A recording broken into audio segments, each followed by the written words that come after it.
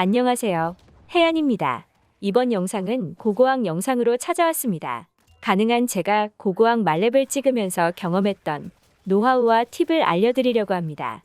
고고학하는 방법은 다들 가이드 퀘스트로 알고 계신다는 걸 가정하에 넘어가겠습니다. 고고학을 하기 앞서 세팅하면 좋은 것들을 알려드리겠습니다. 가능하면 아이템 부위를 전부 신속으로 맞추시고 각인은 전기 흡수 3레벨만 맞추시면 됩니다. 이유는 신속을 맞추면 이동 속도와 스킬 재사용 시간이 단축돼서 보다 빠르게 이동이 가능해 시간이 단축됩니다. 그리고 전기 흡수를 채용한 이유는 전기 흡수 각인 효과가 이동 속도 증가이기 때문입니다. 다음은 고고학 도구 스킬입니다. 고고학 도구 옵션 중에 슈퍼 아머, 기본 보상 추가 획득률, 희귀 재료 획득률, 특수 획득 획률, 내구도 미차감 확률, 채집 속도 증가, 미니게임 보상 추가, 미니게임 난이도 하락이 있는데 이 중에 중요한 옵션 4가지가 있습니다.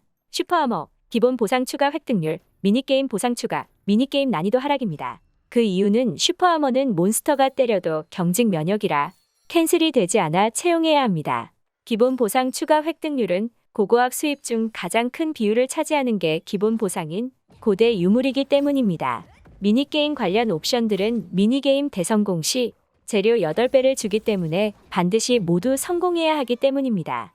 유물 도구는 맞추는데 부담도 있고 필수 조건인 4가지가 나오지 않는 경우가 있기 때문에 개인적으로 추천드리자면 이렇게 영웅 도구 2가지를 제작하여 스왑용으로 사용하는 것입니다. 레벨별 스킬 설명드리겠습니다. 10레벨 트레저 헌터. 유물 조사 시 보물 상자를 획득할 확률이 증가합니다. 보통 상자는 생명의 기운 소모 없이 보상과 고고학자의 간 버프를 하나 올려줍니다. 그리고 도약의 정수 효과도 적용됩니다. 참고로 생명의 기운을 소모하지 않으니 도약의 정수 잔여 카운트에 적용되지 않습니다. 즉 유물 제작 키트 드랍률이 무려 2배, 20레벨 발굴. 발굴 스킬은 패시브처럼 적용되며 발굴을 할 때마다 고고학자의 간 버프가 중첩됩니다. 버프가 5스택일 때 사용이 가능하며 미니게임을 진행할 수 있습니다. 미니게임을 3번 다 성공하면 일반 발굴보다 보상을 약 8배 받습니다. 팁을 드리자면 5스택 일시 오래된 유물 흔적 보라색을 캐는 걸 추천드립니다. 그리고 도약의 정수는 5스택일 때 드시면 좋습니다. 이유는 5스택일 때 도약의 정수를 먹으면 한 사이클에 미니게임을 2번 진행할 수 있기 때문입니다. 아니면 나는 한 방을 노리겠어 하시는 분들은 보물 상자에서 유물 제작 키트 도박을 하시는 것을 추천드립니다. 30레벨 탐지견. 탐지견을 소환해 유물이 있을 만한 장소를 찾는 스킬이고 소환 중 희귀 재료 획득 확률이 증가합니다. 이 스킬은 사용 안 하는 게 좋습니다. 강아지가 캐릭터보다 이동 속도가 느리고 땅을 팔 때마다 생명의 기운 180을 추가 소모해서 플래티넘 필드 할 때에만 사용하시면 될 것 같습니다. 미니게임 팁입니다. 화면을 통해서 보여드리면서 설명드리겠습니다. 미니게임 실패 시 ESC로 캔슬이 가능하고 상자가 사라지면 다시 다른 유물 탐색을 하여 재발굴이 가능합니다. 하지만 이 방법은 주변에 유효 유물이 있을 시에만 가능한 방법이라 주변에 탐색하고 없으면 상자가 사라질 때까지 기다렸다가 다시 탐색을 진행하시면 됩니다. 그리고 유물 스팟 위치는 고정적이라 맵의 숲달이 되시면 익숙해지실 겁니다. 마지막으로는 추천 맵 알려드리겠습니다. 개인 주관적 순서입니다. 1. 벨은 남부 벨리온 유적지. 벨은 남부와 파푸니카는 카오스 게이트 열리는 날에 채널이 많아져서 경쟁이 평소보다는 적고 오래된 유물 흔적이 자주 보입니다. 2. 파푸니카 비밀의 숲. 파푸니카 역시 3티어 재료가 나오고 카오스 게이트 열리는 날에 채널이 많지만 상호작용을 통해야 움직이는 곳이 종종 있어 2번째 순서로 두었습니다. 3. 니엘타로프의 상념. 이 지역은 3티어 재료가 나오는 섬입니다. 윗지역과 아래 지역이 나누어져 있는데 이 지역의 메리트는 아래쪽에는 몬스터들이 없어서 슈퍼아머 옵션이 없는 도구로도 활동이 가능합니다. 하지만 섬이고 생활만 하러 오는 곳이기 때문에 채널이 1개밖에 없어서 본인 포함 3명 이상이면 미니게임 스택이 끊길 위험이 있어서 사람이 많을 시에는 비추천드립니다. 그리고 위에서 하기에는 보물의 간격이 넓고 상호작용을 통해 이동하는 곳이 많아 벨은 남부나 파푸니카에서 활동하는 것이 이득입니다. 4. 욤 무쇠망치 작업장. 이 지역은 2티어 재료가 나오는 지역입니다.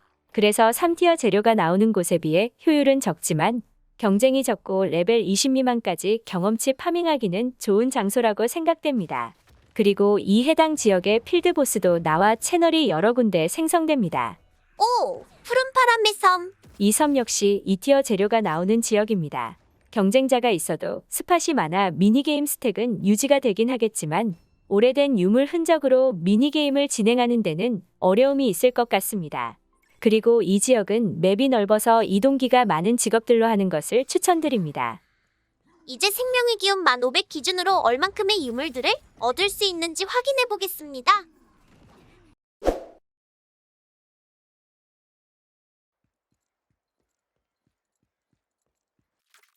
저는 수업하기 귀찮아서 사진과 같은 삽 하나만 사용했습니다. A few moments later.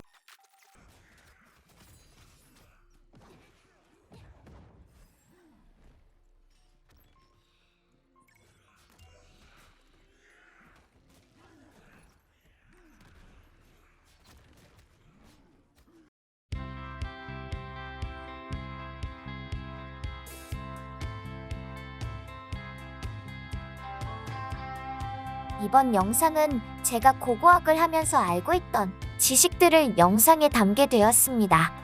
여기서 나왔던 영웅 고고학 도구를 제작하는 방법은 제작 공방 2레벨과 레시피가 있어야 합니다.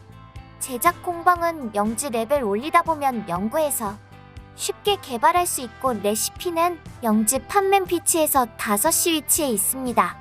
가서 모험의 인장을 지불하고 구매하시면 됩니다. 찾지 못하신다면 M키를 눌러 검색창에 제니퍼를 검색하시면 위치가 나옵니다. 그리고 얻었던 재료들로 중급 오레아를 제작해서 경매장에 판매하면 이익을 늘릴 수 있습니다.